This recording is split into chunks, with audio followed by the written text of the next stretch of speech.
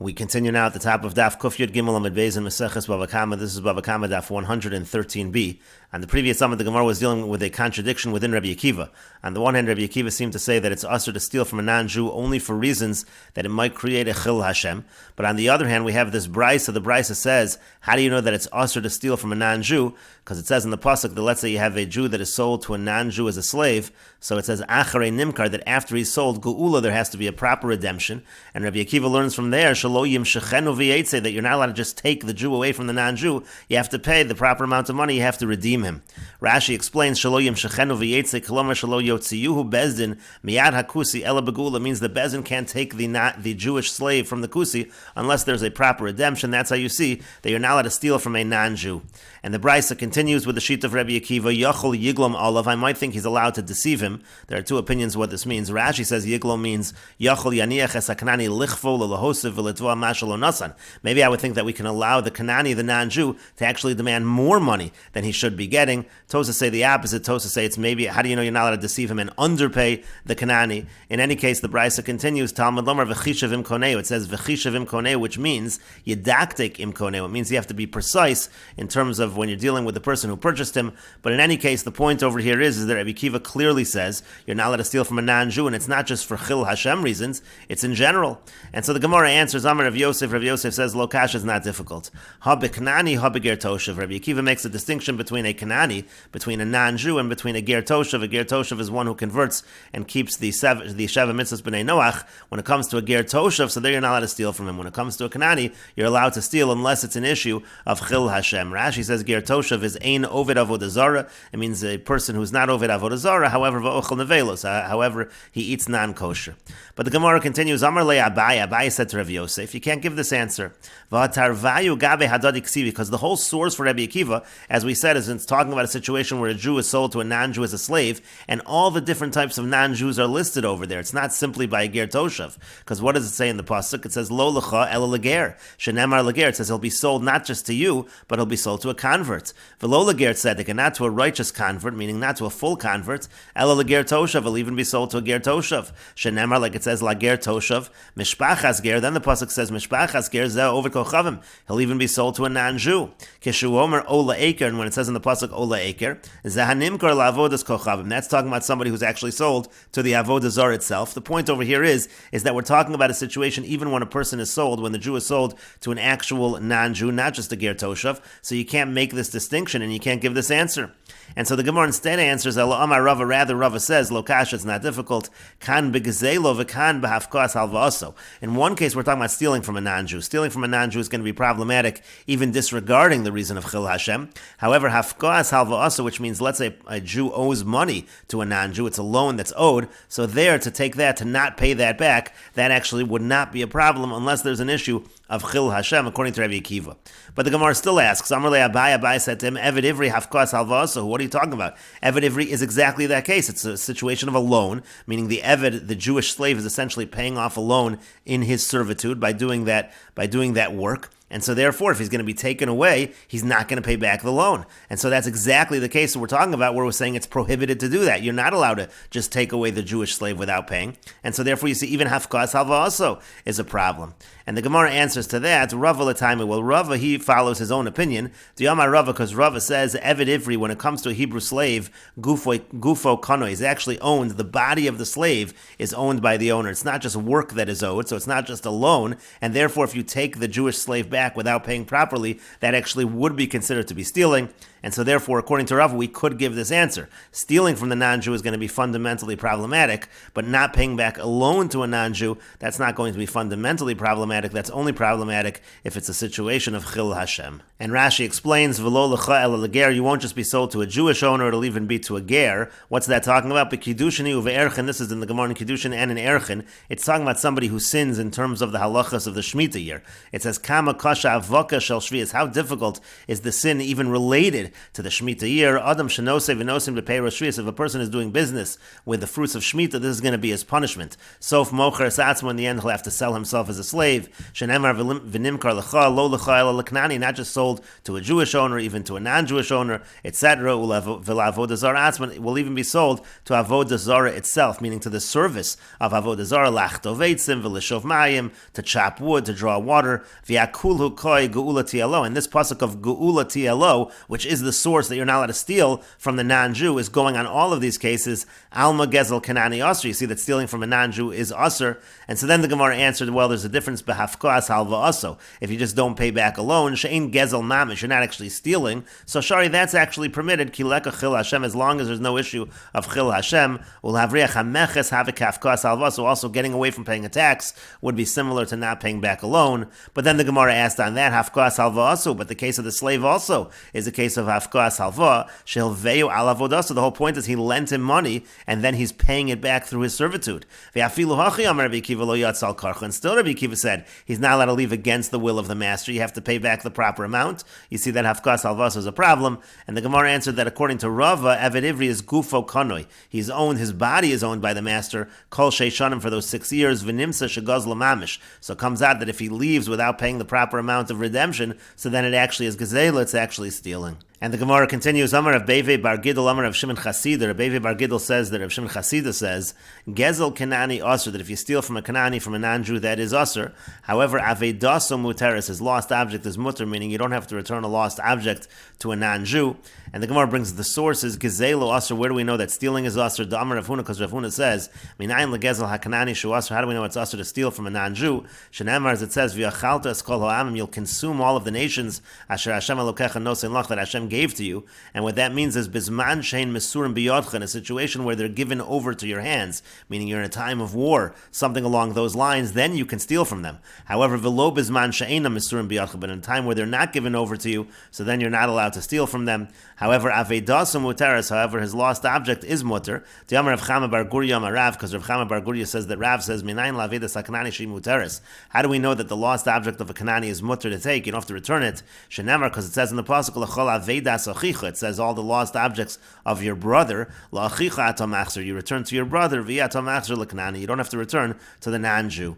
The Gemara says, Ve'ema hanimili hecha delo asaliyadi. Now maybe that's only true if it actually hasn't come into your possession. So then delo mechayiv, then you're not mechayiv la'aduri basra, to go pursue it and return it to the owner. Aval hecha do asiliyadi, but in a situation where it actually already came into the Jew's possession, ema lahadra, so then maybe he does have to return it.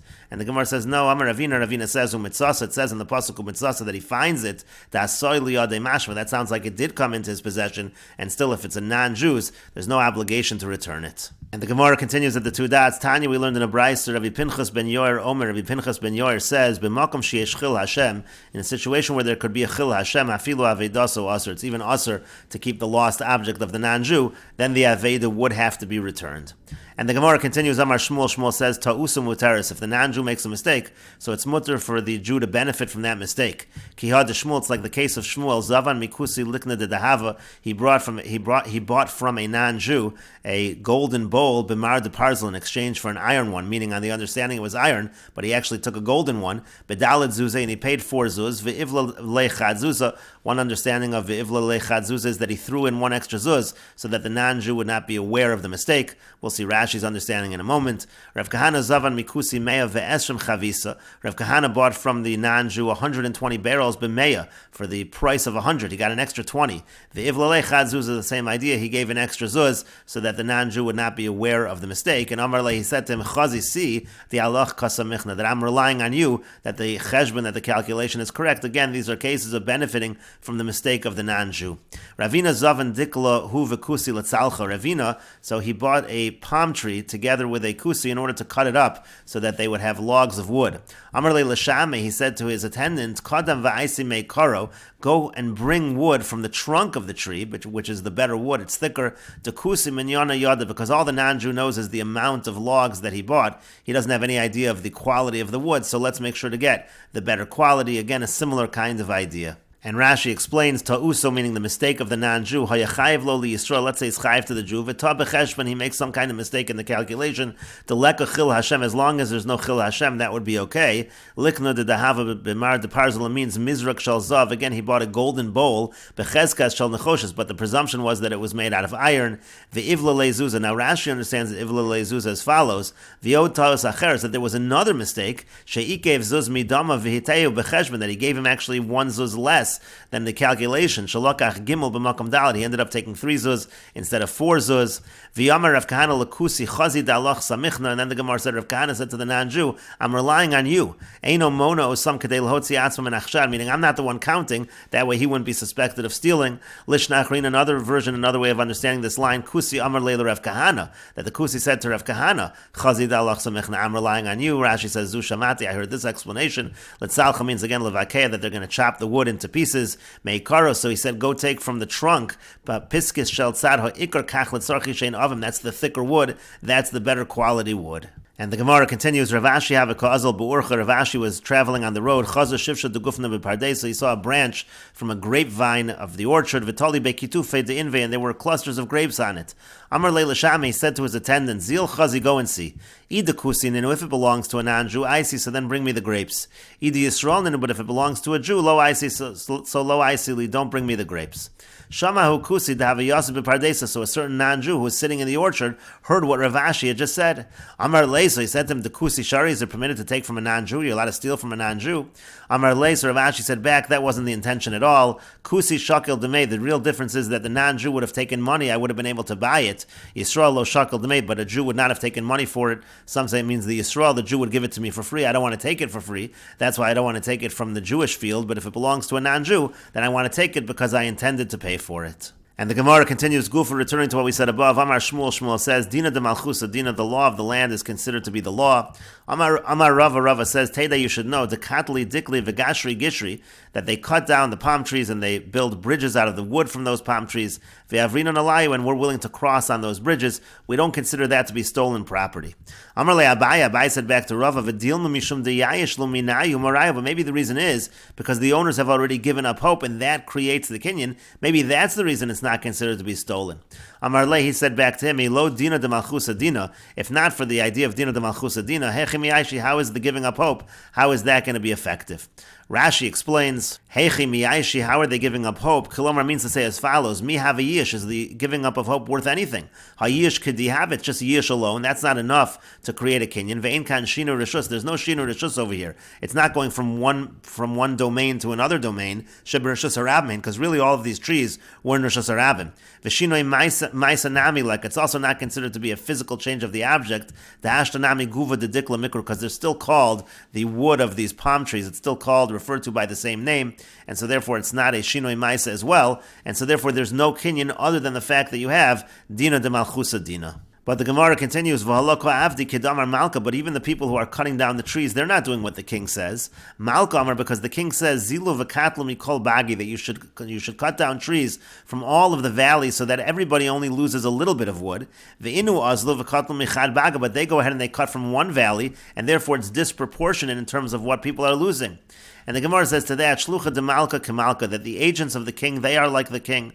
Velo Tarach, they don't have to bother and go spread themselves out throughout all the different valleys. Venu Afsadan Afshai, when the people who live in the different valleys, they're actually losing, they're causing themselves to lose out. Because what they should do is be collecting money from everybody so that everybody loses an equal amount. Meaning to say, let's say the agents of the king go and they take all the wood from one valley, so all the other people in the other valley should compensate the people in that first valley. That way they can even out the disproportionate amount of wood that was taken. And the Gemara continues, Amar Rava, Rava says, Man de mishtakach bebei dari, the person who is found in the granary, para minsa de malka, he should be the one to pay the tax of the king. We'll see Rashi in a moment.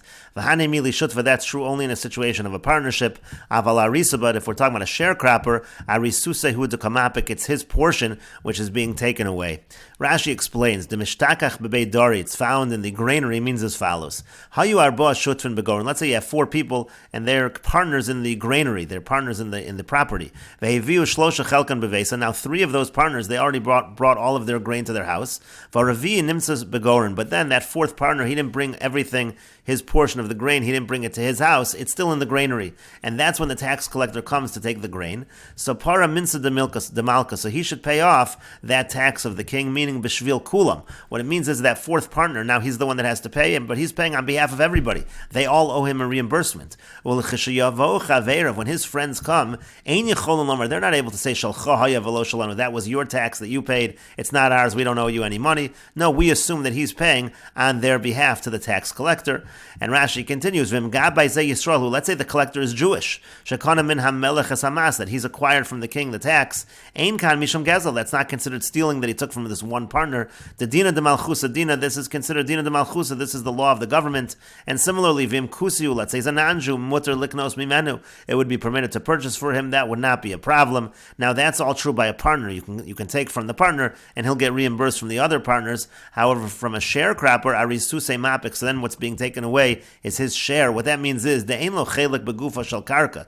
It means that he doesn't really own part of the land at all. Ve'ein olav lifroa chelik balabais. He has no responsibility to pay the portion of taxes that the owner owes. He's not responsible for that tax at all. He's just getting paid in a certain amount of crop. In terms of selling, you wouldn't buy from such a person who takes that. The gezelu, if a person takes it from the sharecropper, that's considered stealing. Masha not lo min aris, whatever is taken from the sharecropper. And the Gemara continues, V'yamar Rava, and Rava says, Bar Masa ar Bar Masa mi'avet. One town dweller can be like a security, connect as a security for another person who lives in the town in terms of taxes. We'll see Rashi in a moment. V'hani mili de bar la'ara v'karga de haishasa. Now that's true of the land tax and the head tax for this year. Avol shasa de cholif hoel v'fayis malka cholif. But the year that's already passed, since the king has already been appeased, so that's already been passed. So for that situation, you can't take from one dweller of the town as a security for the other.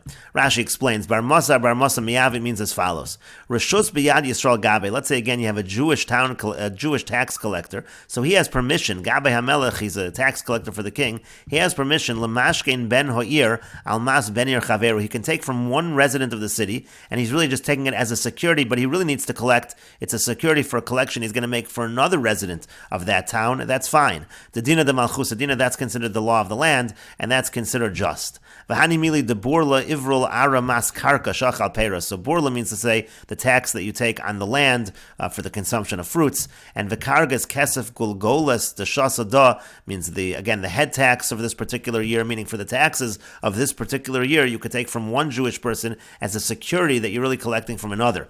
Avol shasa de chalif chalif, but let's say it's the year that's already passed, so that's passed. That means as follows: V'hu agabay kvar par lemelech. What happened is the tax collector already paid the king. The tax collectors would collect a certain amount, they would pay the king a certain amount, and then the rest would be for their profit. So if he's already paid off the king, kol kitzva shekibel olav shana sha'avra, the set amount that he already accepted from the previous year. So then umayata hamas shalo, from that point in time, any additional taxes he collects are actually profit that he takes for himself. V'loin koach lemashkin ezel chaver. Now he, since he's not the king and he's not collecting for the king at this point in time, he's collecting for his own profit, so he does not have the power to be able to take from one person a security for another person. That would not be allowed. And the Gemara continues, V'yamar Rava, and Rava says, Hani de dairi dori b'sochatchum, those people who have their animals in a pen within the boundary of the city, this is talking about non-Jews, asur likach mehen, you're not allowed to purchase animals from them. My time, what's the reason? Mishum dema'ar v'chiyusa demasa b'hadayo, because the animals that are within the city, that are owned by Jews, they're actually getting mixed up with these other animals. It's possible that he's selling you an animal that is not his. However, chutz l'tchum, let's say it's outside of the boundaries of the city that he keeps his animals in a pen, so then mutter likach mehem, then it's okay to purchase from them, because then we assume they didn't get mixed up, they didn't get intermingled, and we assume you're actually buying this particular non-Jews animals. Amar Ravina says, now if we see that the owners are chasing after them and saying that my animal got mixed up with yours, so then afilu chutz l'tchum aser, so then even outside of the boundary of the city is going to be aser. And Rashi explains, the dairi dori means akum sheyesh lem behemos. It's talking about non-Jews, they have animals. Umezavlim mehen sadas b'schar, they would have these animals for the purpose of fertilizing fields. They would get paid to lend their animals. You'd pay them to give their animals over to you, that you would use the animals to fertilize your field. That's what the animals were used for. The problem was, again, these animals would get mixed up with other people's animals. Asur likach mehen behem, it's asur to purchase an animal from them. Shemin eschavrim behemoseim shel Yisrael v'shel b'nei Yisraelu. Maybe got mixed up with animals that belong to Jews, and this is actually a Jew's animal that you're purchasing, even though you think it belongs to the non-Jew. So again, that's a problem. If it's outside of the tchum, we don't assume they got mixed up unless the owners are chasing after them. And the Gemara continues, Machriz Rava announced, Vitayim Rav Huna, some say it was Rav Huna that announced, the Sulkin Le'el, all who go up to Eretz Yisrael, U'denachsin L'Tasa, and all that go down to Bavel, everybody agrees, Hi Bar Yisrael, the Yada Sadus Lakusi. Let's say a certain Jewish person knows testimony that can help a non-Jew. V'lo Tavumine, but then nobody asked him to come testify. V'azal v'asid le bedine dekusi al Yisrael Chavrein. He goes ahead and testifies in the courts of the non-Jews against his Jewish friend, Mishamtin Le. So such a person, we ostracize him that he testified in this manner. My time, and what's the reason? The inu mafki mamona, because the non-Jewish courts, they take money without proper evidence, and we will continue with this discussion in the next video on Daf Kuf Yud Dalid Amud Aleph.